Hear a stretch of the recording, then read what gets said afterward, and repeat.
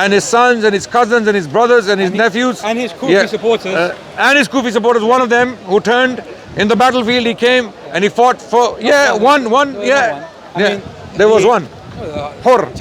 Hur, yeah. Hur ibn Yazid and his son. Also, the one famous one and other exceptions. May Allah have mercy on them. May Allah give them the highest abode in paradise. And those who were fighting Hussein, may Allah subhanahu wa ta'ala, may Allah deal with them as He deems fit. What and no, we don't say La'natullah alayhim because they can do. The angels. Go back to Tabari. It says Al-La'inun are the angels and humans as well. So it's not just angels. Okay. So the Prophet can do it. He knows. Okay. We have been told. The Prophet told us, Ma bu'isthu la'anan. You know the hadith? I was not sent to be a la'an. Okay, and we follow him.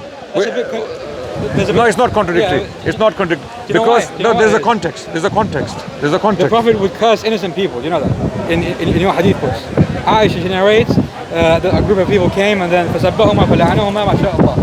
And then Aisha, and then afterwards, you know, she was a bit confused, like, why do you do this? And then the Prophet said, أَيُّمَا امْرَئٍ مُسْلِمٍ. Where is this? Sahih Muslim or Bukhari. Okay, you can find it and we'll talk about it. But before you find it, let's go about it and let's finish the point.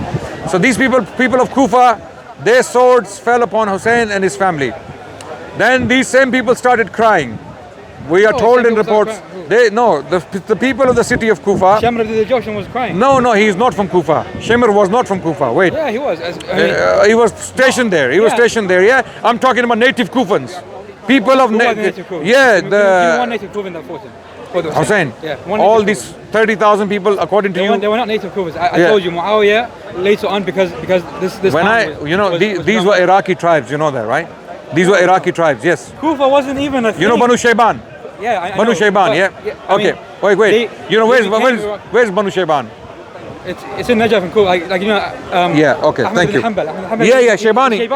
I know. Muhammad bin Hassan al-Shaybani. We have scholars from Shayban. Okay. So these were tribes that were already living, and Kufa was they became Iraqized, so to say. Like, you know how they became Arabized or they became Persianized. No, they're originally Arabs who were basically Persianized Arabs. Or something like that. But they basically moved from, now I'm asking you a question. Jazeera to Arab, and then... Was the religion of Shiaism, in its current form, was it predominantly born in Kufa and Basra? No, we believe it came from Medina. No, brother. There is no trace from Medina. You have nothing from Medina. All your narrators, where was Zurara? Good question. Now, this is Kufa. And where was Imam Ja'far as-Sadiq? Medina.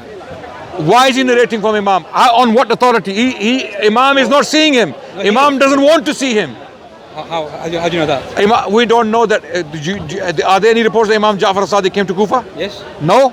He lived and died in Medina. Imam Muhammad al-Baqir. We have reports in our sources from them. In your book, Kitab al-Hajj.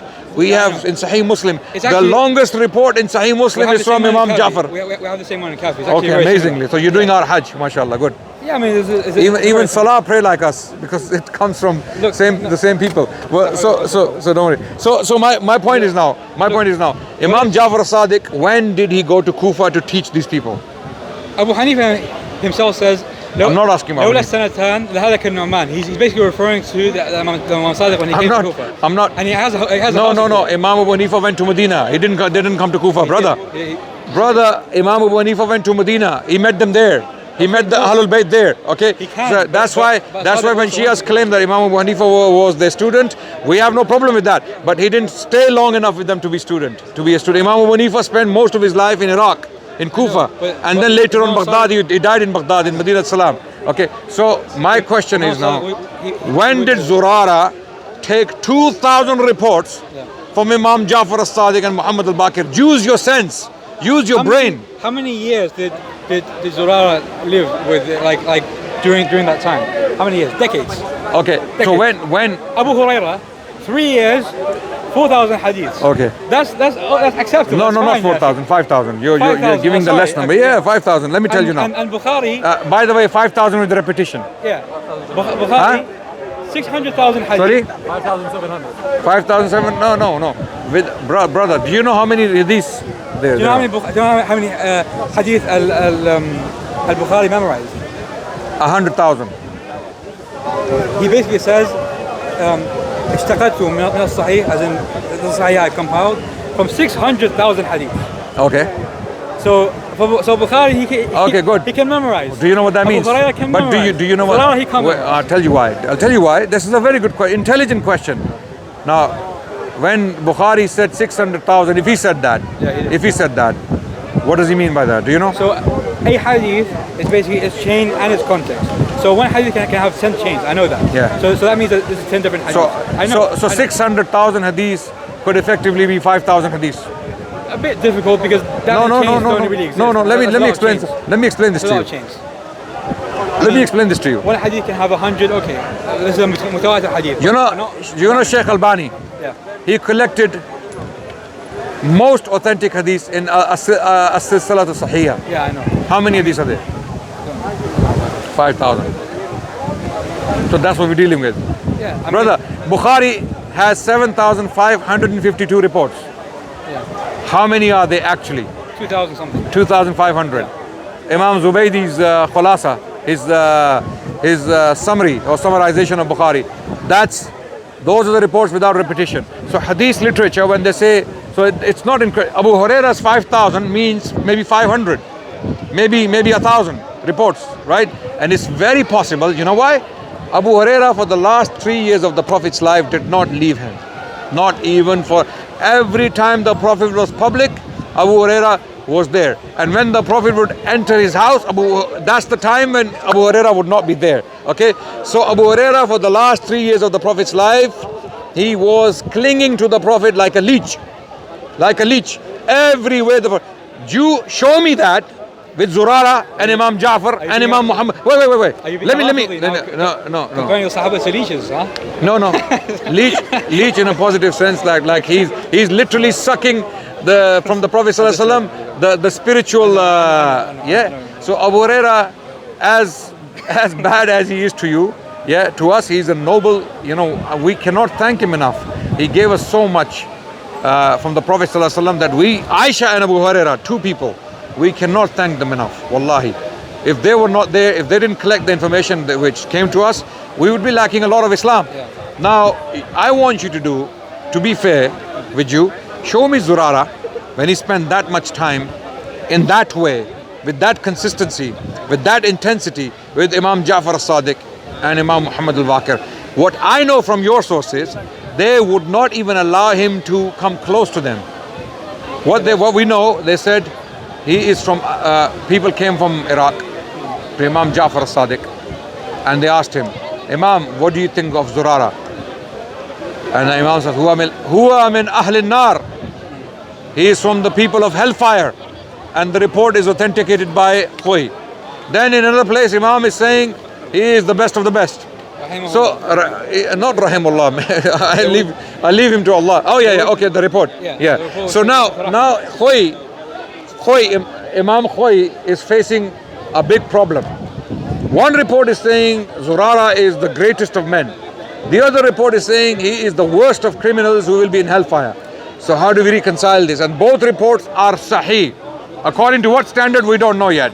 The Shias are still yet to explain the standard. I can tell you what the standard is. The standard is ما رواه الثقة الثبت الضابط الإمامي عن مثله إلى منتهى من دون شذوذ ولا علة. This is a hadith sahih. This is the Christian criteria of canonization of the Bible. You know that? What are you talking about? That any Yeah. By the way, what are you talking about? You said the criteria is that anyone who loves Imam.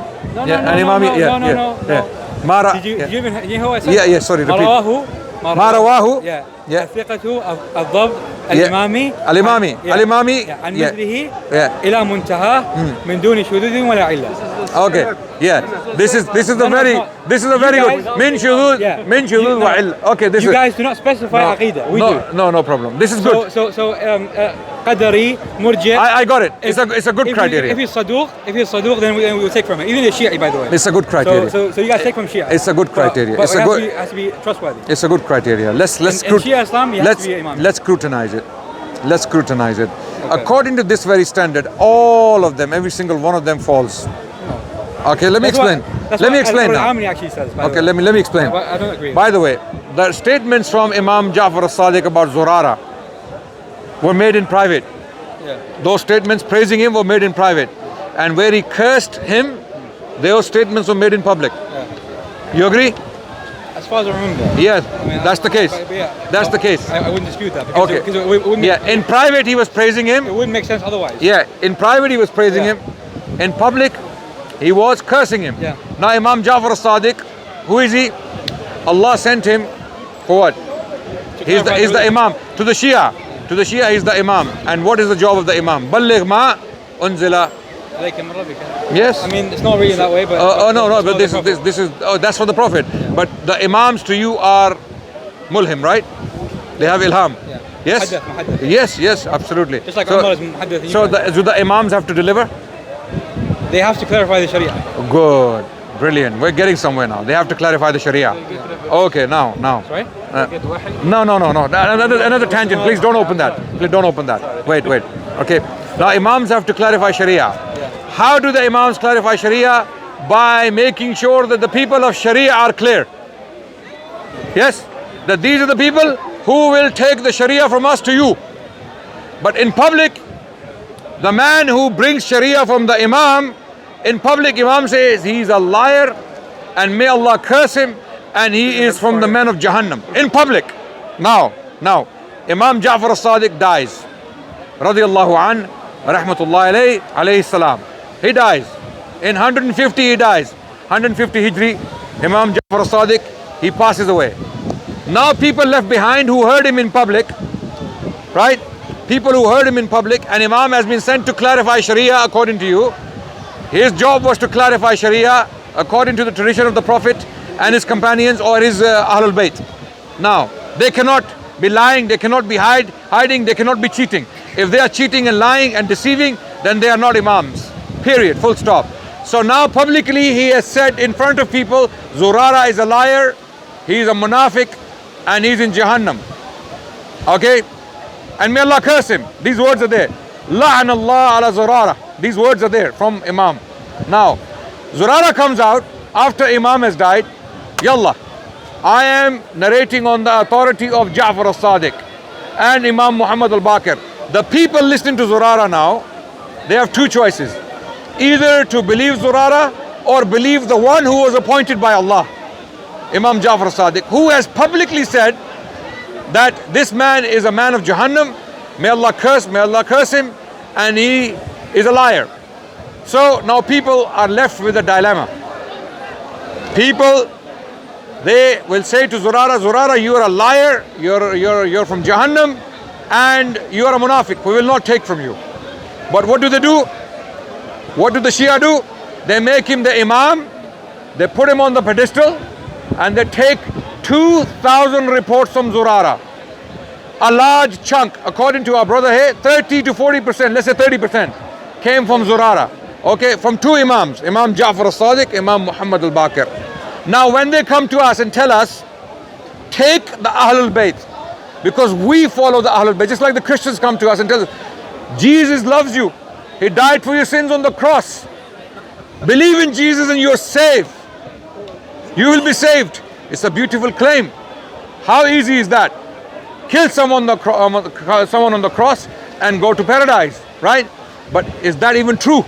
Likewise, when the Shias come to us and they tell us, Ahlul Bayt, they are the followers of the Prophet. The Prophet said, Inni tarikum fikum. Inni tarikum fikum taqalain. Okay? Kitabullah wa itrati wa Ahlul Bayti. Okay? So I leave two heavy things behind. The first thing is the Quran. It's a Sahih Hadith, by the way. Absolutely. No dispute. I'm not disputing it. I'm the one quoting it. Okay? And even man kuntu mawla fahaza aliyun mawla Allahumma wali man wala Allahumma adi man ada. Authentic report. I accept it. But how do we understand it? Do we understand it like the Shias do? The lens they put on it? No, we don't. We question it. We understand it in the way we have been taught by the Prophet and the Quran. We put the Quran. First thing, the lens we use on anything is the Quran. The second lens we use is the Prophet. That's the issue of, I don't want to cut you off, but you know, it's unfair when you, for example, quote the issue of Zurara, Yeah. and then make him out to be this kind of. He is. 30% of your deen is coming from Zurara. I know. Yeah. I realize that he's maybe But then if he's cursed in public, it's I know. so how? So let me address this. Yeah. When the Imam is talking to a group of people, طبع الله على قلوبهم, as you said. It's over. They're there waiting, just anything, and they want to take and kill the Imam. So there's no Who told you this? It's a reality. No, this is not the reality. This is a lie. This is a lie. How many times was the house of Imam Sadiq burnt down? It was burnt down. His own home was burnt down. Lie. That's not a lie. Lie. It's Show me historically. Show me. That's impossible. Show me historically that in Medina, Imam Muhammad, Imam Sadiq, Jafar Sadiq. Show me. You show me a history that just like Fatima's house was burned down and the door was smashed on her and she lost her baby, just like that Imam's house was burned down. No. Come on, man. I'll tell you what happened. Banu Abbas, Sunni or Shia? So-called Sunni, right? So-called. Harun al-Rashid, the champion of Sunniism. Yes? Okay? Things get messed up with Al-Mamun, his son. Yes? Becomes Mu'tazili, Mu'tazili and everything, yeah? What happens? No, we don't believe that. No. Ahmed said whoever Imam Ahmad did not declare takfir on them. Al-Ma'mun, Al-Mu'tasim, Al-Wathiq, three of them who tortured Imam Ahmad, he did not declare takfir. He still called Mu'tasim, he said, Ya Amir al-Mu'mineen, give me something from the Quran and Sunnah. This is what we call an Imam, not someone who will lie to save his life. Imam Ahmad, you know what, by the way, amazingly, these are the people we follow. We don't believe in taqiyya like the Shias do. Okay, we believe afdalul jihad, kalimatu haqqin inda sultanin ja'ir. Okay, this is what we believe, that the best of jihad is to speak the truth in front of a tyrannical ruler. So Imam Ahmad was put in front of Imam Ahmad was Imam Ahmad was fully qualified to say, you know what, I don't believe in this, let me go. He was tortured for 14 long years, lashes upon lashes, torture upon torture, okay, and he did not give in. He did not give in. Okay, why? Because he knew the option is there for him, but he didn't take it. He chose the better option. He was tortured so that he can defend the truth. Same Imam Ahmad, while he was alive, Al-Ma'mun, what does he do? Are you aware? Wasn't it this idea of Khalq al-Quran? No. Something the Shias don't know. You know what Al-Ma'mun, who is your sixth Imam? Imam Sadiq. No, sorry. Ali. Rida is the seventh. No, he's the eighth. Imam al-Kadhim is the seventh. Yeah, Imam Jawad. Imam Jawad is the Ali Rida.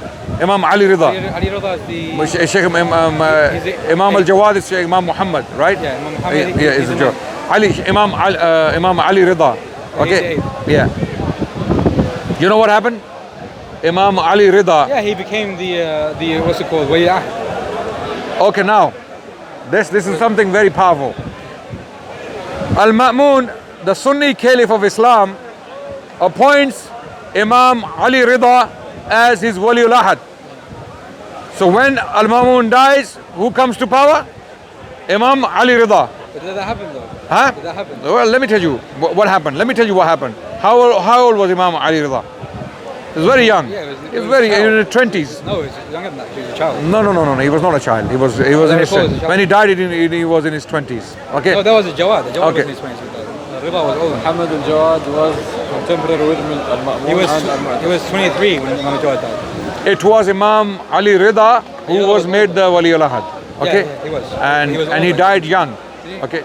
He died young. Check how he was in his 20s. Yeah. Imam Ali Rida. Okay.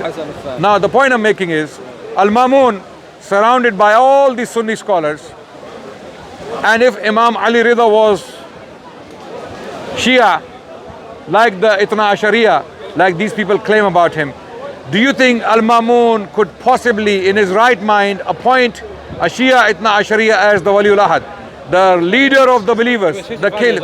Huh? 55 years old when he died. 35? 55. Ali Rida. Then it's Imam Jawad who was appointed as the Imam Muhammad al-Jawad died was very young because his wife... I have the coin. I have the actual picture of the coin where, sorry, let me find the coin. The coin thing was from Imam Rida. Sorry. I have a coin. Yes, yallah. This is a coin from Caliph Mamun. Okay? You possess it at home? Is it something you own? No, this is not mine. Oh, okay. Yeah, but I'm looking for it. Inshallah, I'll find it one day. That's cool. Lillah, Muhammad Rasulullah, Al-Ma'mun, Khalifatullah, Mimma Amara bihi, Al-Amir Al-Rida, Ali Rida. Yes? Wali Al-Ahad, Wali Ahad Al-Muslimin, Ali bin Musa, bin Ali, bin Abi Talib, Zu Riyasatain. Right? So this was not a private event where Al-Ma'mun would privately take the Imam into his house and then have a call of conscience and make him the Imam. Having known well that this man is a Shia, Ithna Ashariya, who does not follow the same theology, this would be impossible for an Abbasid Caliph to do in the presence of all of those mighty, powerful Abbasid armies, the generals and the Imams and the ulama. It would be impossible for Al-Ma'mun to do. It's like, wait, yeah. Have you ever heard the saying, keep your friends close but keep your enemies closer? Okay, that's the way you see it. That's a very interesting way. So make your enemy your successor. He died. No. They killed him. Okay. Before he died, the first question is, did Al-Ma'mun make... Yes, that's true. We do believe in that. Yeah, you can't deny it. No. Just like you cannot deny that Aisha died in the Hujra of... Rasulullah died in the Hujra of Aisha. Archaeologically, we can show that the Prophet died in the Hujra of Aisha. Just like that, Imam Ali Rida, Ali bin Musa Kazim. Musa Kazim, what was he during his life? Was he in prison or was he... He was impersonated and killed. Oh, okay. All of them were killed. Okay. Was he Shia is the question. Was he Shia? No, he was not Shia like you. Absolutely not. No. If that was the case, can you possibly believe that a Sunni Caliph, Al-Ma'mun, appointing a Shia Imam as his Wali al-Ahad? Look, it happened. There was Ibn Yaqteen was a very close companion of Imam Musa Kazim. No Shia. And he was a wali during the time of Harun. Harun was very harsh against the Shia. Harun, you're making a point. Harun was very harsh against the Shia. Which Shia? There were different types of Shia, right? I know, but I'm referring to our Salaf. Okay. Our predecessors. Okay, these are not your Salaf, by the way. Of course they are. No. Imam Ali Rida was not. If he was from your Salaf and believed in the same things you believe in today, your theology, which wasn't even formed by then, because this is the year 200, by the way. This is a misunderstanding. So this idea of Ithna Ashariya not being there. What is an Ithna Ashar? What is it? Like, for example, when our scholars say... Okay. No, let me just clarify this. I'm going to ask you a question. Can Ithna Ashariya be complete without Imam Ja'far Sadiq and Imam Muhammad al-Baqir? No. Okay, good. Good. Not in our day and age. But No. Even then. Like no. when then? Okay. Imam Sajjad's time? Wait, I'm asking, can you have Ithna Ashariya without Imam Muhammad al-Baqir and Imam Ja'far Sadiq? During what time? 150 Hijri. No, impossible. Because you have to acknowledge him as your Imam. Good. Yeah. Ithna Ashariya is a new thing then. It took another 150 years. Let me just... it's going to rain now. What is an Ithna Ashari? An Ithna Ashari, or this idea, for example, when Najahi says, Fulan min ashabina, this idea is from our companions. What does that mean? It means that he was... Same thought. Yeah, but like, to be more precise, let's say we're talking about Atiyya al-Awfi, for example. Atiyya he basically lived during up to the time of Imam Sajjad, so he wouldn't have known of the later Imams. If he acknowledged the Imam of Ali and the Imam of Al-Hasan and Al-Hussein and Ali ibn Hussein and died upon that, he's an Ithna Ashar by default. No. This is... He does not have to know... I'm talking about something different. I'm talking about your entire theology based upon your sources, 4 books. For example, Ahlul Sunnah. Yeah. Okay, we have our 6 books. That's like saying, can you be a Sunni before Bukhari? You can, of course. No, of course. Yeah, of course. But can you be Ithna Ashariya before Imam Ja'far al-Sadiq and Muhammad al-Baqir? No, you can't. Because they are the ones where the hadith stops. Our hadith stops with Bukhari. No, wait, that's not true. Wait. We have hadith from Al-Kazim, from Al-Jawad, from even Imam Mahdi. Of course. I'm saying the overwhelming majority of your literature. Why do I keep mentioning 2 Imams? You are not Ithna Ashariya. You're Ithnayniya. You're not Ithna Ashariya. The Ashara, the 10 are missing. Reports from Ali almost non-existent. Wait, let me finish. Reports from Hassan, all absolutely non-existent. No, we do have. Okay, no, Very few, you know, yeah. Very few, but we do have. Hussein, very little. Imam Zainul Abidin, we have more. No, we have more. No, we have more. I'm saying we have more. Okay. We actually have more. Okay. There's a lot from Imam Muhammad al-Baqir, A lot. a lot.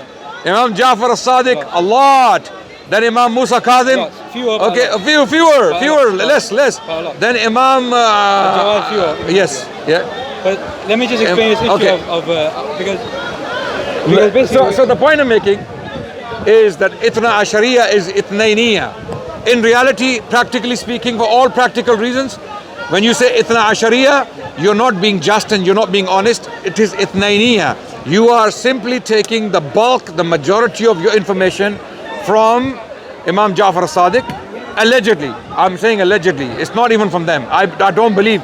I believe majority of it are lies attributed to them, because who are the people narrating from them? Hisham bin Hakam, Hisham bin Salim, Zurara and Abu Basir. These are the people. Kufans. We have like even if we would take all the hadith from Zurara away, Shiaism would not. You know? I agree. I agree. You would still have a lot. Yeah, we still have I agree. But I'm saying the chunk, the fact that you have people like that. But if we took Aisha and Abu Hurairah, you have nothing. No, we do.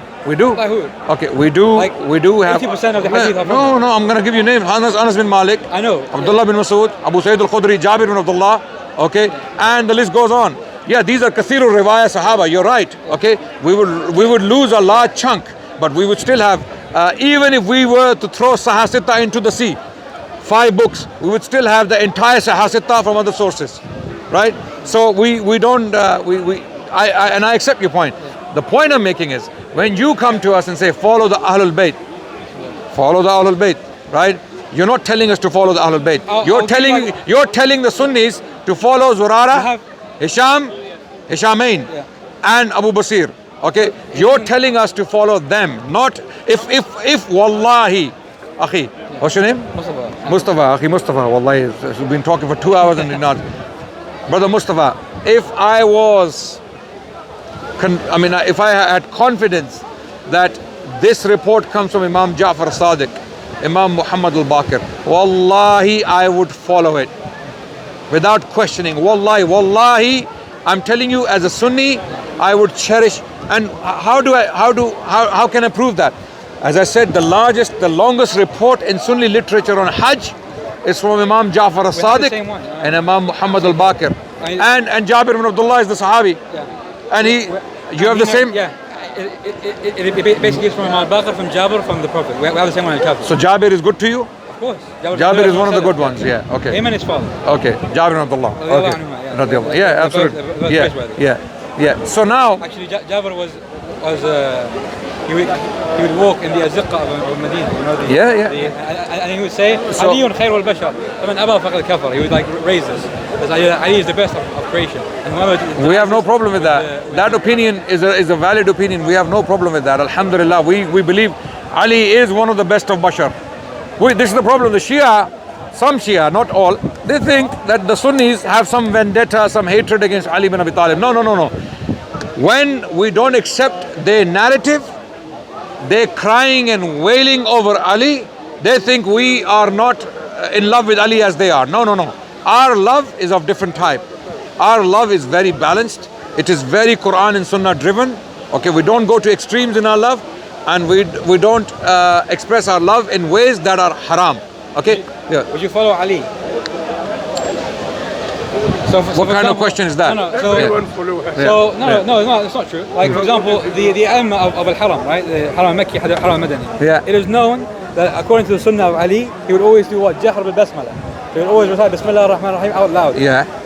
Look at your Imams. No, there are. Alhamdulillah, what's the best? There are opinions. The Sahaba held. Some of those opinions. So follow Ali then. No. Let me explain. I don't believe Ali was masoom. You do. So what's the point of this? No. Isma is not the point we're discussing. Do I believe Ali can make mistakes? Absolutely. Yes. Do I believe other Sahaba made mistakes? Absolutely. Umar, Abu Bakr, Uthman. We don't. You see, the lens you have on Ali is a divine lens. It's a lens with a halo around Ali's head. Radiallahu anhu. alayhi salam, you have a halo around his head, like the Christians have a halo around Jesus' head, and they have a very strange, a very unique view of Jesus. We don't share that view. We have a different kind of view. Our view is more comprehensive. It is more inclusive of the Sahaba, and it is more historically accurate one. Just like the Christians, they bring a Jesus to us that is historically inaccurate. This is a divine Jesus who did, who taught things that we cannot believe in. Just like that, when the Shia bring us an Ali, who is a divine Ali or semi-divine Ali for that matter, we don't believe in that Ali. We don't accept that Ali. The Ghulat are disbelievers on the point of Shia Islam. We do not believe Ali to be divine in any shape or form. The Prophet said, Ali ma'al haq wal haq ma'a Ali. The truth is with Ali and Ali is with the truth. In what context? In what context? In everything? In everything? In everything? Ali is he can never make mistakes? What is the istithna? No, when you say that, I know the Shia view that they believe Ali is Masoom. He is, yes. Okay, Masoom anil khata. Right? We don't believe that. So we believe Ali is ma'al haq when Ali is upon haq, absolutely. But there's no istithna. There's no. No, to you there is no istithna. But can you give me an example where the Prophet says, إِلَّا إِذَا أَخْطَأَ فِي كَذَا وَكَذَا? Because the Quran says it. The Quran says that all believers, the Prophet said, okay, I will give you the istisna. The Prophet said, كُلُّ بَنِي آدَمْ خَطَّاء وَخَيْرُ الْخَطَّائِينَ التَّوَّابُونَ. خلاص, that's my istisna. Yallah. So based on that, would that also mean that the Prophet makes mistakes? Human errors, absolutely. Human errors means not sins. Human errors. For example, the Quran has examples. Quran has examples where Allah subhanahu wa ta'ala corrected the Prophet. He made an error of judgment and Allah corrected him. We have examples of that in the history of Islam. Muhammad made mistakes and he corrected errors of judgment. These are not. For example, the prisoners of Badr. The Prophet ﷺ, Allah, it's in the Quran. It's in the Quran. So there are examples like that. So and there are other examples like that, brother. So Ali bin Abi Talib radiallahu anhu. So Ali bin Abi Talib radiallahu anhu was not a prophet. He was less than a prophet. So that's why he is a human being. Less than a prophet. Absolutely, he's not a prophet. Less than the prophet, not prophet. No, Ali bin Abi Talib is not a prophet at all. He's from the Ummah. He is one of the best people to walk the planet, no doubt, but he was not Masoom. We don't believe that. We don't have that lens. We see him as one of the best figures in human history. We believe Ali bin Abi Talib is one of the closest companions of Rasulullah sallallahu alaihi wasallam. The Prophet loved him so much that when people complained about him, that's when he stood up and he said, Man kuntu mawla, fahaza aliyun mawla. Why did what provoked him to say this? Okay, this was not that he woke up one day and he thought, okay, let me declare Ali to be my successor. No, it was a hadith from Abu Huraira, which is quite strong in its chain. It's not qawi. And Abu Huraira says that when Allah Azza wa Jal revealed Ya ayyuha Rasul balligh ma unzila ilayka min rabbik, then the Prophet said, Man kuntu mawla fa'ada aliyun mawla. So this was to finalize the religion through the wilayah of Ali ibn Abi Talib. This is all made up by Shia. It's in your book, this story, all of this is. The hadith itself clarifies what it means. Allahumma wali man wala wa adi man aada. Why is the Prophet saying this? Because he knows that this wilayah, individuals after him Allahumma wali man wala. Adi man aada. Man aada Ali. So this is adawa against wilayah. Do you agree? And this is wilayah of friendship. Having a mawla. Like Allah says in the Quran, إِنَّمَا وَلِيُّكُمُ اللَّهُ وَرَسُولُهُ وَالَّذِينَ آمَنُوا. Okay, this is the context. The context is this, not waliul amr min ba'di. No, this is not that. Is the wilayah of Allah only through nusrah, through support, or is it also through like rulership? No. Allah is wilayah. Waliul amr in specific, in particular. And even the wilayah of the prophets. The wilayah of the prophet is also what? No. Rulership also. When the Prophet said, Man kuntu mawlahu. Man kuntu ana mawla. Whomever I was his leader, he is his leader. Yeah, Ali. No, not leader. Not leader. Here the Prophet, what concept? Innama waliyukum Allahu wa rasuluhu. The Quran is telling us in Surah Al-Ma'idah that verily Allah is a wali to you, and so is the Prophet. Walladina amanu, and those who believe. And then Allah explains who those people are. Alladina yuqimuna as-salat وَيُؤْتُونَ الزَّكَاةَ. Okay, so this is a general statement. Huh? Yes. No problem. What about وَيُقِيمُوا الصَّلَاةَ وَيُؤْتُونَ الزَّكَاةَ? وهم راكعون is واو الحال, as in في حال الركوع. You know the story when Ali ibn Abi Talib donated his ring. Yeah. When he was in. No, brothers, these are all your tafsirs. You have. It's Okay. Okay. Yeah. Okay. Now, and by the way, you know, Al-Taftazani, who was a giant Mu'tazili scholar in the 2nd century, says لقد أجمع المفسرون على أنها نزلت في علي. In his Sharh al-Maqasid, in his book, he's a giant scholar in the Mu'tazilis. There's consensus amongst the scholars that this was revealed for Ali ibn Abi Talib when he gave. We have no problem. If that's the case, Alhamdulillah, Allahu Akbar, we accept it wholeheartedly. We have no, and you know, if there is no Shia twist on it, if there is no tashayyu in it, if there is no itna ashariya, manipulation, Allahu Akbar, we accept everything wholeheartedly. But when there is a Shia twist on it, when there is some tashayyu imposed on it, sorry, we have to step back, because then we have to scrutinize every single report the Shia bring to us about Ali ibn Abi Talib. I'm sorry to say this, because we don't trust the Shia sources. By the way, we don't trust the Shia scholars. Al-Albani, you know what he says in his Silsila Hadith Sahihah, he authenticates a hadith that has about Fadail of Imam al-Mu'minin alayhi salatu wasalam. Then he says that I know that some of the narrators are Shia, but his madhab does not mean anything. So as long as we have his sidq, his trustworthiness, he's a Shia. That's tafdili. That principle applies to tafdiliya. It doesn't apply to Rafida. Abbad ibn Yaqub. Why you not staying till Maghrib? Stay, man. Stay for some. No, let's go for a walk or something, man. There's nice weather. Abbad al-Rawajini. Look him up. Just Google Abbad al-Rawajini and see his here.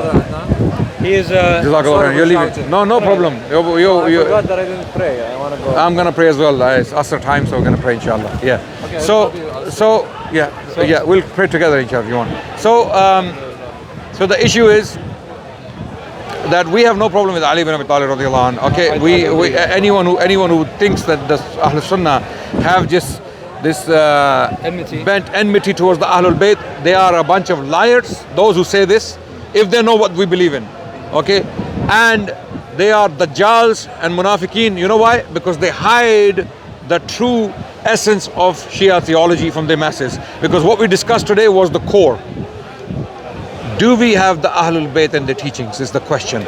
When you bring to me the Ahlul Bayt, don't bring to me Ahlul Bayt. Say Ahlul Bayt according to Zurara, according to Hisham bin Hakam, Hisham bin Salim, and Abu Basir, then we're talking. Don't come and tell me Imam Ja'far Sadiq said this, Imam Muhammad al-Baqir, because I'm not going to accept it from you. You're going to have to qualify. You're going to have to qualify and show me that this is actually from the Ahlul Bayt, because we don't reject the Ahlul Bayt. When I discussed like the issues with you, I rarely ever quoted the Shia Hadith, because I don't know. No, but I know you believe in these things, isn't it? That's why I'm mentioning them. I mean, and there are other Shias listening right now. They believe in these things. I want them to know these things. It's also when you, for example, come and say believe in the Sunnah of the Prophet. Well, it's the Sunnah according to what Aisha said. Yeah. It's the Sunnah according to what Abu Hurairah said. Yeah. And it's what Malik says. Yeah. We have because Aisha is Aisha because of the Quran. Okay, I believe Aisha, she was the wife of the Prophet until the day he died. Yeah, number one. Okay, Prophet did not reject her, did not throw her away, did not publicly announce his divorce with her, did not publicly condemn her, did not do anything. In fact, he endorsed her by dying with her in her arms, in her hujra, and being buried in her hujra. So amazingly, it actually is quite amazing, because the Prophet said, Al-Anbiya la yuwarathun. This idea that the prophets do not, inherit anything. And Abu Bakr, she takes the whole, the whole home, and then she allows Umar to get buried and Abu Bakr to get buried. I mean, it's in her place. So what, you want her to be thrown out? Where did you go? The Sahaba. Abu Bakr, he has a home, doesn't he? You can live with him. No, good. But do you think Aisha? The ownership of the house belongs to. It was called Hujra to Aisha. The Prophet. You know about this. This was not viratha. The house of Aisha was given by the Prophet. Evidence. Dalil is, it's called Hujra to Aisha. We have Bukhari reports. No, because the Quran says, "Inna alladhina." What was the verse? The Quran calls them Ahlul Bayt. Just 1 second, my brain's gonna explode in a bit. في بيوتكن. Yeah, but بيوت. Which بيوت? One second. Wait. This is the response is in the Quran, brother. Allah calls them their houses. Allah says biyutikunna. I know. That means, what do you mean? Brother, the Quran is telling us those houses belong to them. The Quran is saying biyutikunna, their houses. Oh, the wives of the Prophet, stay in your houses. Allahu Akbar. Yeah, look, this verse which says your houses. وَقَرْنَ فِي بُيُوتِكُنَّ وَلَا تَبَرَّجْنَ تَبَرُّجَ الْجَاهِلِيَّةِ الْأُولَى وَأَقِمْنَ الصَّلَاةَ وَآتَيْنَا الزَّكَاةَ. Yes. But So, wait. What does this mean? Biyutikunna. So it says biyutukunna. They're in feminine because there's noon and nuswa. No, it means their house. I know. Allah is calling the khalas. If Allah is giving them the house, wait. If Allah is giving them the house, what's your problem? No, it's not about what's your problem. But Allah is saying your houses. Allah says in another verse that Allah did not say the Baytu Rasulillah. He did. I'm going to bring the verse. Okay, Baytu Rasulillah. Yes, he did. Okay. إلا أن يؤذن لكم إلى طعام. What was the verse? Every wife had a house. الآية. So you wanted all the 9 wives of the Prophet ﷺ to be on the street. 1 second. Is that the Shia justice? Shia compassion for the life of the wives of the Prophet ﷺ? No, I'm asking you a question, brother. Answer my question. Even the good ones. Even the good ones. Salama. One second. Even the good ones. Salama. One second. She should have been on the street, right? قل أرأيتم ما أنزل الله لكم من رزق فجعلتم منه حراما وحلالا. What the hell is the verse? What point are you making? What's the point? Because it mentions بيوت النبي. No, there it is. يا أيها الذين آمنوا لا تدخلوا بيوت النبي. Okay. Yeah. So what does that? Does that mean the Quran is contradicting? Good question. So 1 second. Good question. كيف نجمع بينهما? How do we, do compare them? Here it's basically, like mulkiyya. Is of the Prophet. The ownership. Yeah, but it's just very difficult. But the attribution is okay. I like quite a lot. Okay. Wait. No. Wait. Yeah. One is a reference to Malakiyya. Yeah, like the other is reference of attribution. No. So the Prophet. Look. Wait. First of all, the Prophet ﷺ gave these houses to his wives. Sah. No, there's no evidence for that. So why did he put them, all 9 of them, in different houses? Because they have to live with him, so they have to be. Okay. So the Prophet. The Prophet. There's 2 options. Either he basically directly said, "Oh my wives, this is your home." Wait. I'm asking a question. The Prophet ﷺ. It's very unbelievable. But anyway, Prophet ﷺ. Did he put them in these places? Yeah. Okay. Did he say to Did he say to them, "This is your house. This is your house. This is your house"? No, he didn't. He didn't. Okay. Let's say he didn't. And the Prophet died, sallallahu alaihi wasallam. Okay. Now, because the Prophet ﷺ do not leave any inheritance behind. Okay. Now I'm asking a question. I'm asking a question. Okay. So fine. Good. No problem. Which one is a good one? From the Umm Salama, right? Salama. You like her? Maimuna, there's a lot of them. No, Maimuna. Maimuna. Okay. No, I thought Habiba. Allahu Akbar.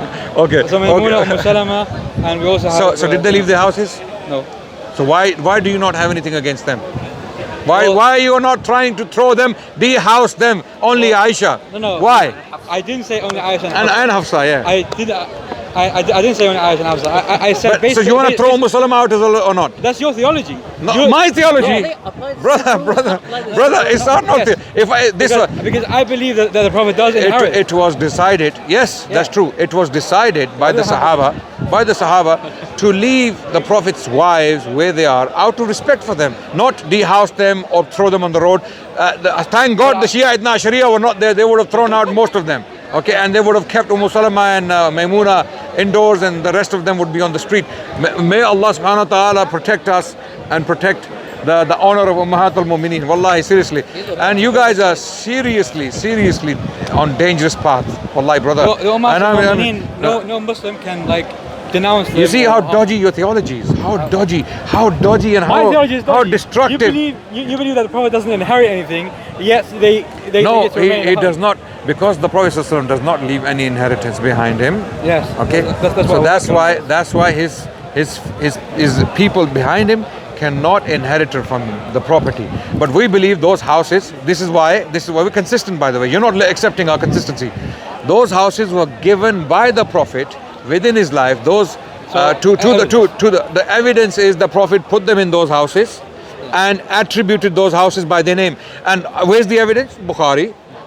The house of Aisha is called Hujratu Aisha. I don't announce that. Okay, then we have evidence or not? Not It's called House of Aisha.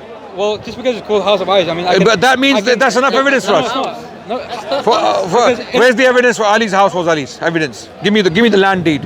I want to see the land deed right now. I want to see all. He bought it. So you playing game. There's no evidence. He bought from who? Ali was one of the poorest companion. You know, on his wedding, who paid the expenses? There are reports that Uthman radiallahu anhu, he was paying for the expenses. He basically sold his shield, and then from that. No. I mean, I don't know. No, that was dowry. That was mahar. Yeah, but no, that was mahar, not other expenses. There are reports that Uthman, he came to basically help Ali bin Abi Talib radiallahu anhu. We'll find reports. My point is, Ali was one of the poorest companions of Rasulullah sallallahu alaihi wasallam. I don't believe he had nothing in his house. When Fatima went, there was a mat, there was a pot for water, and there was a pillow, and that's it. I mean, where did Ali buy the house from? Well, you see, you land yourself in the same pit. His home was attached to the Prophet's home, so. No, it wasn't. Yes, it was. It wasn't, ya akhi. It was not. The house of Fatima was at a distance. No, it was not.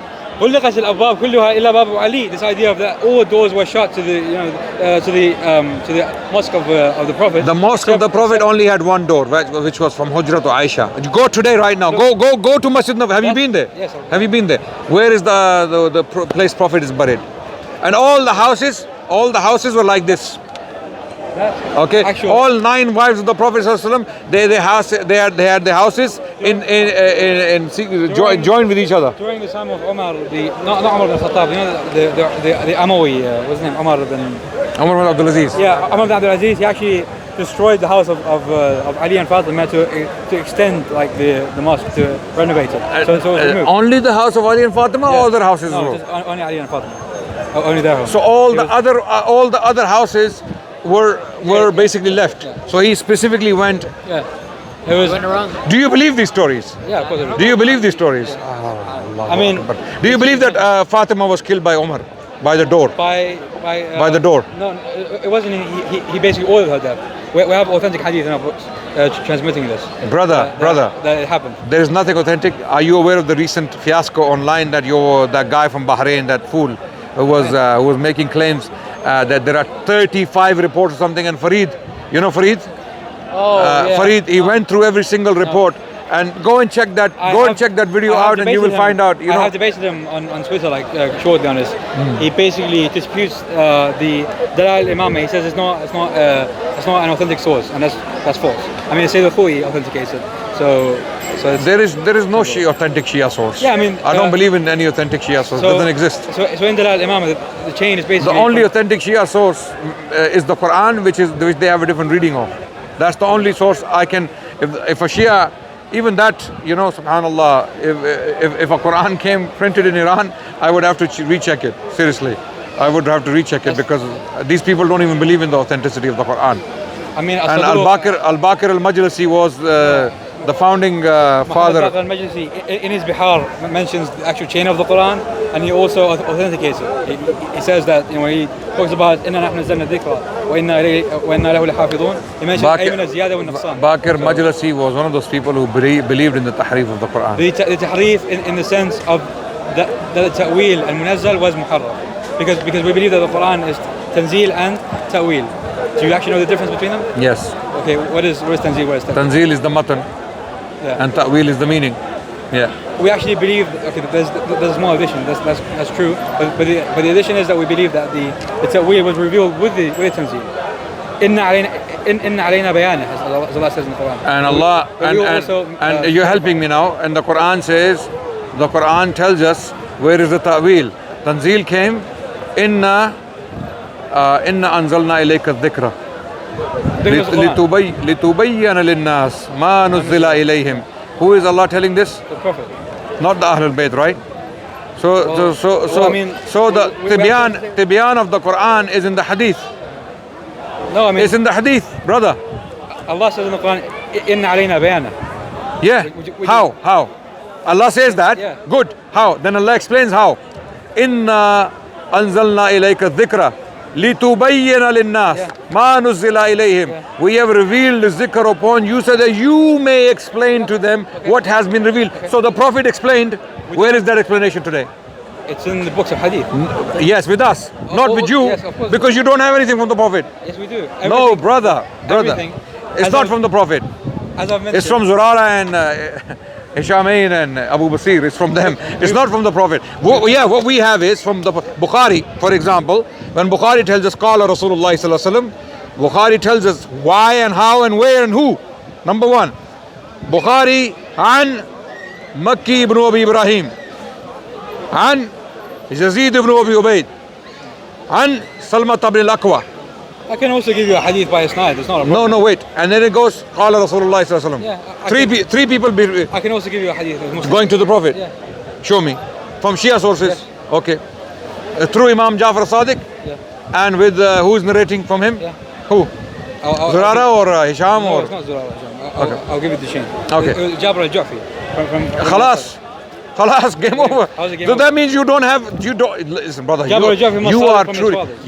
you are truly miskeen, and I'm not being arrogant in this. Okay. You do not have an authentic chain of narration. I do. You don't. No. When you do, I'll tell you you do. And there are authentic narrations. Yeah. Authentic because our narrations confirm those. But the bulk, the majority, Jabir al-Ju'fi is the biggest liar in Kufa. We've already discussed that. Sufyan was a Kufi, and he was. Sufyan al-Thawri was the Imam of Muhaddithin. Yeah, but he was not a liar. And that's why we believe he was not a liar. I know, but Yeah. Sufyan says that حدث جابر فصدق. If Okay, Jabir was show me that authentic narration and I will accept it. Today I will do, not 100, I can't do 100, maybe 10 press-ups. Show me Sufyan al-Thawri from an authentic narration. He said this. Show me. I'm saying it is impossible. Listen to me. It is impossible for Sufyan al-Thawri would be destroyed. He would be ditched, abandoned by the rest of the ummah if he said that about Jabir al-Ju'fi. This guy we're talking about, Jabir bin Yazid al-Ju'fi, was one of the biggest liars in the city of Kufa, so notorious that his name was on the billboards in the city of Kufa. This guy is a liar. Imam Abu Hanifa said, I have not seen a bigger liar than this in my entire life. And he went around. Imam Abu Hanifa rahmatullah alayhi was going around speaking, and he said, this guy... Look. Yeah. قال أبو نعيم عن سفيان الثوري إذا قال جابر حدثنا وأخبرنا. Where is the report from? Sorry. Show me the source. It's probably a Shia source. No, it's not. The website is literally brother, Archive Multaqa al-Hadith. brother, if this is true, Sufyan al-Thawri would be destroyed. He would not exist as an imam in Ahlul Sunnah. If he Sufyan, said by the this. way, he has some tashayyu', not like obviously in our way, but he has some tashayyu'. Okay. I'm gonna have to now. Look, وقال إسماعيل Shall I send you this عن coin? شعبة. You have to frame this and put it up in your house, you know. I don't mind. It has the name of my imam. So Yeah, absolutely. So, look, it says, look. وقال يحيى بن أبي بكير عن شعبة كان جابر إذا قال حدثنا ولا سمع فهو من أوثق الناس. He's most wait, I'm gonna do something now. Watch this magic. عن زهير بن معاوية. Have you ever seen magic? This is Have you ever seen magic? Yeah. No. Magic is halal. There's halal magic as well. I'm just joking. You're gonna see it now. Halal magic. Watch. Jabir bin Yazid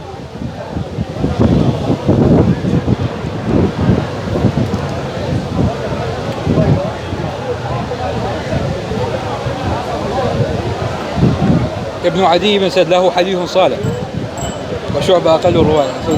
So there was actually a dispute about Jabir bin Yazid. Some authenticated him from yourself. I'm 100% sure. You will obviously find scholars that will weaken him and do ta'an. No, brother. Wait.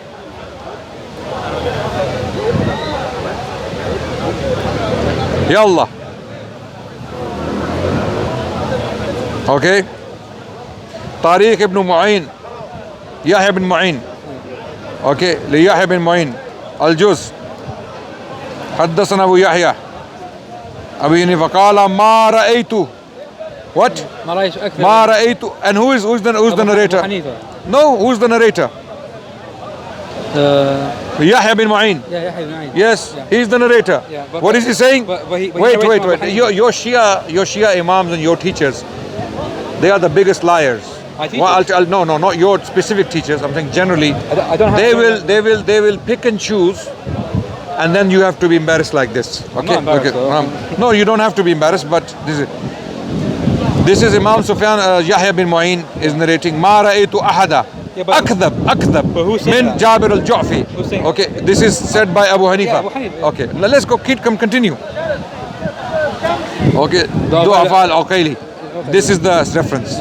حدثنا محمد بن عيسى قال فلان عن أبي قال ما رأيت أحد أكذب من جابر That's the الجعفي. same narration as Okay, the one. yeah, same one. ابن عبد البر. قال حدثنا شعيب بن سميت قال سمعت أبو يحيى الحماني يقول سمعت أبو same. It's Abu Hanifa again. Yeah. So we're gonna go to others. Don't worry. We're gonna go to others. Abu Hanifa is clear now, yeah. I never claimed that Abu Hanifa. Okay. Abu Hanifa is clear. Imam Abu Hanifa is clear. Al-Khatib al-Baghdadi has a very fun opinion of Abu Hanifa. I know the opinion. They all will come to that. That's a very completely different topic. Yeah, but so you're using Abu Hanifa, who's anyways. See, كان جابر ما رأيت أروع فيه من الحديث. Look at this. عن سفيان كان جابر ورعا في الحديث. Wait. These are they're reporting that this is the claim. Okay, so they're gonna come. سمعت وسألته فهو من أصدق الناس. See, wait. Salaf or dispute on. No, there isn't. There's Wait. no ijma' عنها. No, I'm telling you. I can even bring you muhaqqiqeen that actually say that the hadith of Jabir is Hasan in your books. النسائي متروك الحديث. النسائي ضد الطعن هنا. قال في موضع ليس بثقة ولا يكتب حديثه. Yeah, okay. I don't dispute that. Anyways, we've talked about ilm al-hadith, aqidah, we've talked about everything. We have to. Huh? Yeah. We have to get to the bottom of things. But I'm just surprised at the way you are brought up to be so disrespectful to the companions. In the science of hadith, okay? In the science of hadith, if a narrator has been accused of kidb, if he's muttahim bil kidb, what do you call it? Muttahim bil kidb, yeah, bil kadhib, yeah, sorry, yeah. If he has this tuhum on him, he's rejected. I know. By default, okay. Because Jabir al-Ju'fi, look at how many reports there are. I know. Look at the reports upon. لا يستحل الرواية عنه. Look. Okay, وقال جري. Okay.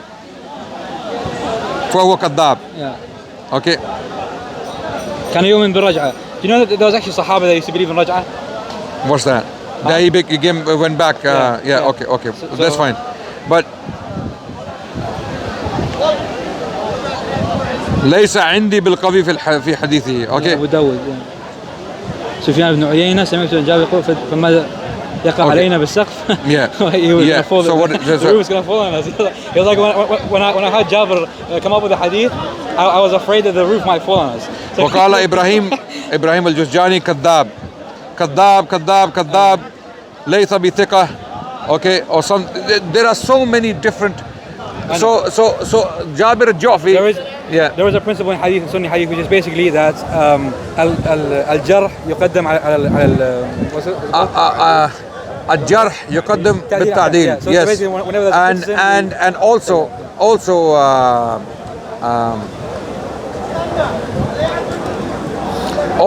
if there is no tafsil or tafsir, okay, of the jarh, then it has to be it is questionable. So when people accuse him, they have to explain, right? And they have explained why Jabir bin Yazid al-Ju'fi was a kadhab. So if they said laysa bi thiqa, or okay, that he's nothing, or he's laysa bi suduq, something like that, okay, then this would be a different matter. But when they said specifically kadhab, and it's not one, okay, then even if, let's say, Sufyan al-Thawri, first of all, I'm going to go and have to check the isnad whether Sufyan al-Thawri actually said this. But even if Sufyan al-Thawri and 5 like him said things in his favor, and there are 10 or 20 others are saying kadhab, he's a kadhab, khalas. So this is, you see, our system is very just. This shows you it's very just, okay? I don't know, having known all of this, how can you still continue to believe these things? You have the audacity to point fingers at some of the Sahaba and then you know for sure clear-cut information on these narrators from Imam Ja'far al-Sadiq and Imam Muhammad al-Baqir, and you know their controversial histories and you still believe in them. It is beyond me. It is like a phenomenon. I still cannot make sense how the Shia can still believe in this stuff. It highlights the trustworthiness of the narrators of the Shia. Why would anyone want to narrate Ta'an fi Zurara, for example? Why would they do that? Why, they did that because this is what the Imam said publicly. Yeah, but then Imam is lying. Then Imam is lying privately. Imam is saying, no, actually he's not. He's one of the best people to walk the planet. If it was that like public and basically it would be in your books. Imagine if the Prophet ﷺ said about Aisha in public, she's this, she's that, she's this, and in private he's going and he's spending time with her, having intimacy with her. What would you think of the Prophet ﷺ? It would be contradictory because the Prophet is in a place of power. Why would he need to do that? No. Yeah. You're using torture of the Imams as an evidence that they were lying because of this. Yeah. They were not lying. No, I don't believe this is taqiyya. They were not munafiqeen. This is nifaq. It's not nifaq. No. This brother. This is you're misusing the verse. You're misusing the verse. Okay. This is nifaq. Okay, when you actually actively lie, misrepresent the reality, this is not taqiyya, as we know in Islam. This is nifaq. This is kadhib. This is a lie. No, and you're claiming. What did he do? What did he do? No, he didn't lie. He did not lie. He did not lie. They basically tortured him and he said you have to leave Islam, and he did. He was forced into saying something he did not believe in. Right? He did not lie. He didn't say the Prophet doesn't exist. He didn't say the Prophet is a liar. He said things that were kufr. Like what? Kufr. We don't know the details. Who are you talking about? Ammar bin Yasir. Like when he was tortured and he basically did taqiyya in an instance. So I'm asking you a question. Ammar bin Yasir radiallahu anh, he said things that he didn't believe in. Yes. And then he went back to the Prophet ﷺ to confirm publicly. Publicly, yeah? So you cannot use Ammar's example to substantiate the taqiyya, the hypocritical, the munafiq taqiyya you attribute to the Imams. Because now you're saying Imam is a munafiq. He's saying in public, this guy is a man of hellfire. Don't listen to him. Then he goes privately and says, you know what? I did that to save your life. And this is what Al-Khoy says. Yes, that's true. Yeah, this is what the report says. I did that to save his life. Okay. So now Imam saved a munafiq, let's say, or allegedly what? A narrator. But he destroyed the masses. Because those masses now have no grounds to listen to him. If they reject him, are they guilty? Okay, if Zurara comes to them and says, they were guilty before that. They were guilty before that. Sorry?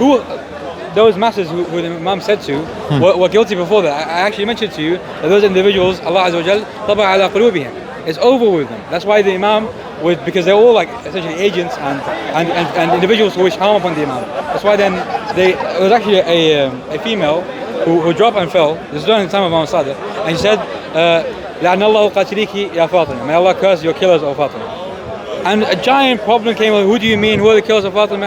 And the Imam actually had to personally get involved to get out of this. So just basic issues like this would cause issues. So the individuals who he was speaking to, they're already finished. They're already destroyed. We don't believe in this kind. This is the story. This is the story the Shias have made up. If we have Imam Ahmad bin Hanbal, we have people like that who stood up for the truth. They were tortured. They went through. Imam Ahmad bin Hanbal, no way, hell no. He was never better than Imam Ja'far al-Sadiq. I know that. Yeah, if he had the guts, the courage to stand up to Mamun, Al-Mu'tasim, Al-Wasiq, then you're telling me Imams were cowardly? They protected Islam. They destroyed Islam. If this is what if Shiaism is what they left behind, they destroyed Islam. This is Catholicism.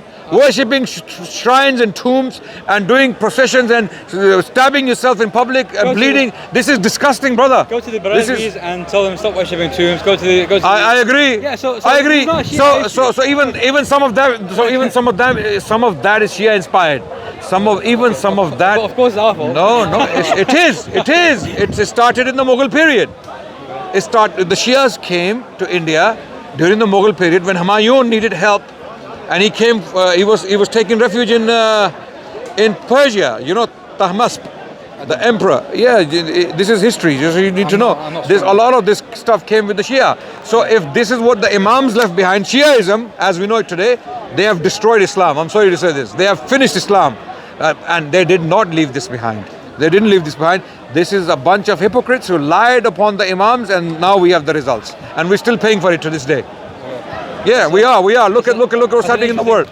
Look what's happening in the world. What's happening in the world? Look, you look around. Look what happened in Iraq, in Syria, in Yemen, what's happening. Look, in Lebanon, look. Who's bombing the people of Yemen? You don't know what's happening? Oh, the Saudi government. You know what happened in Syria? You know about the Iraqi death squads? Do you know about the Iraqi death? Is this what the Imams left behind?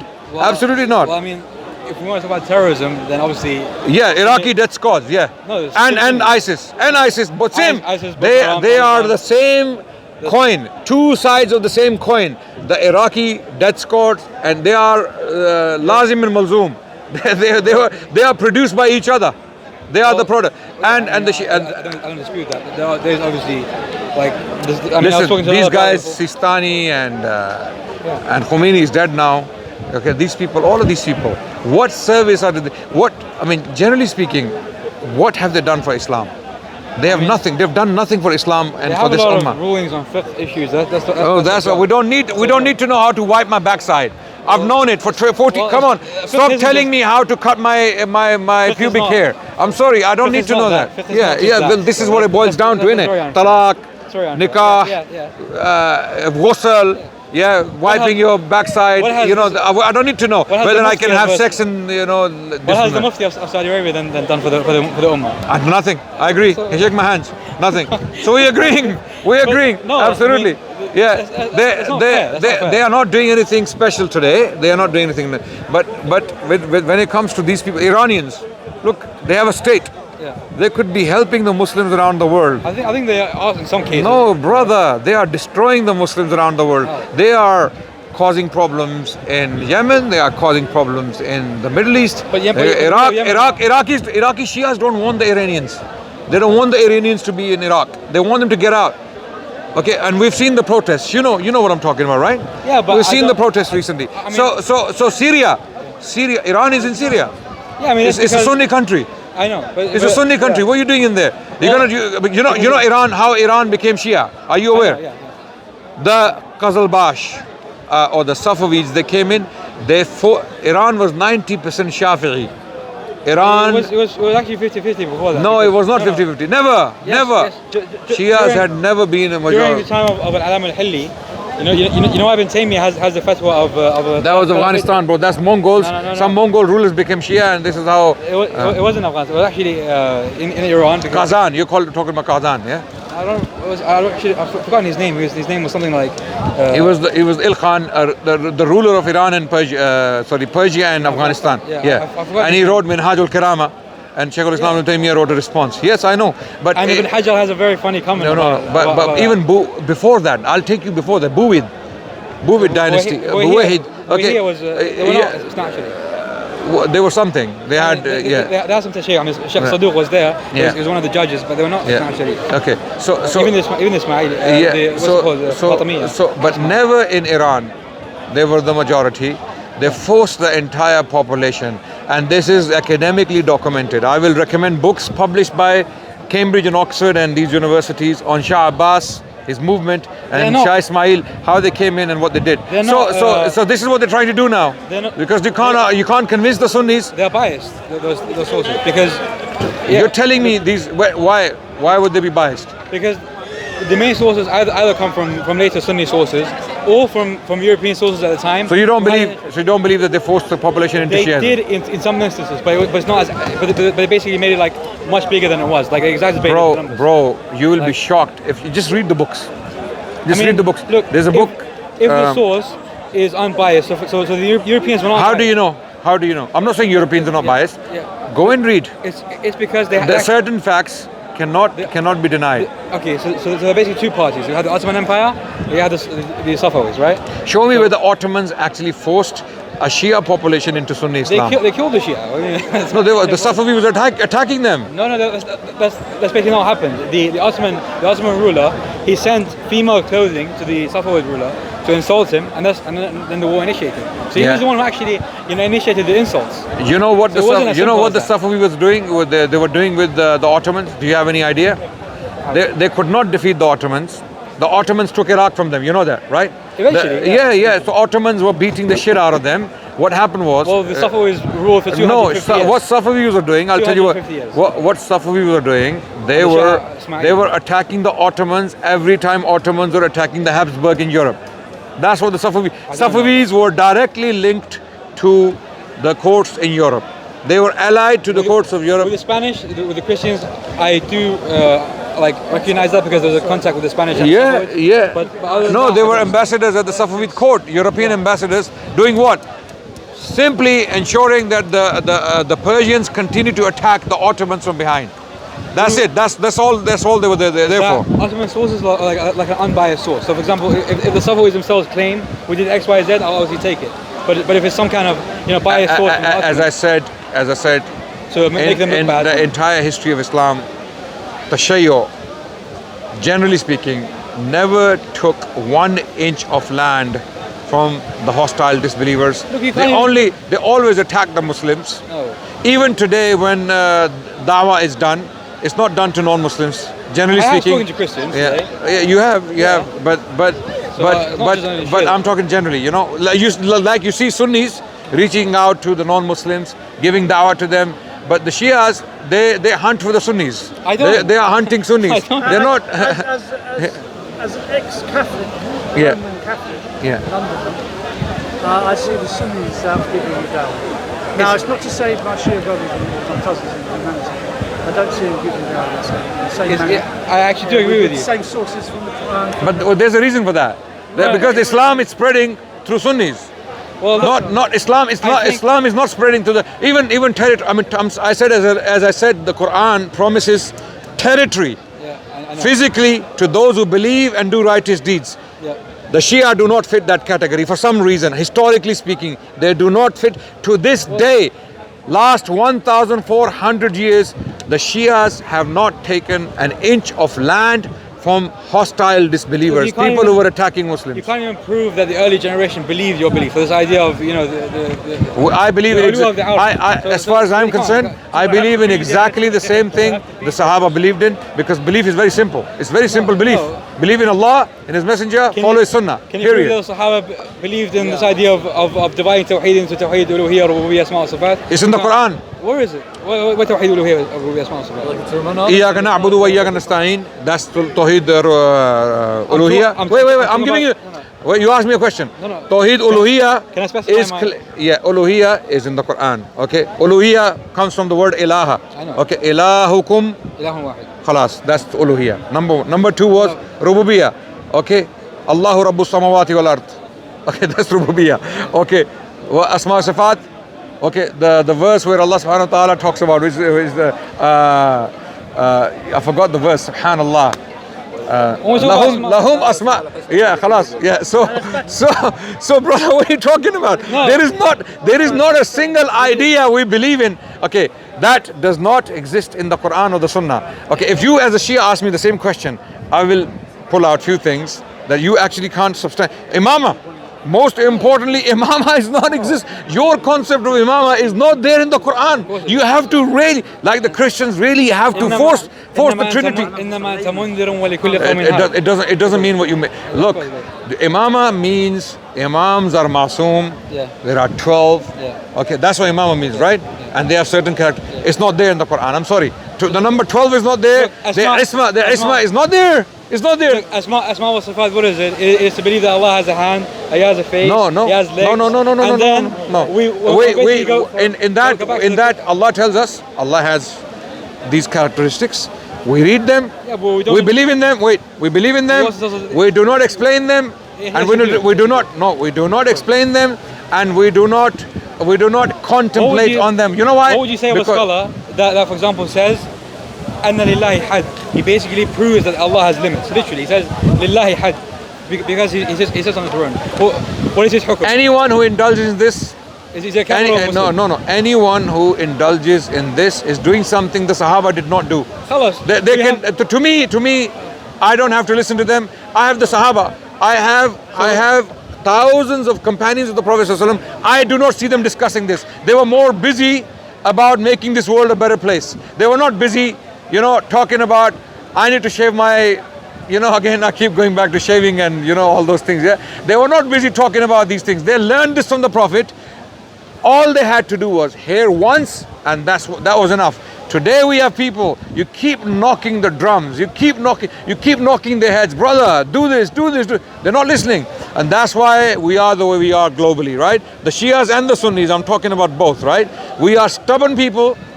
We are not interested in what the Prophet actually thought and the vision the Prophet had for this world. The Prophet ﷺ came to bring Islam, peace to this world. And we have to work towards that. We have to do da'wah. We have to go out to people and teach them about Islam.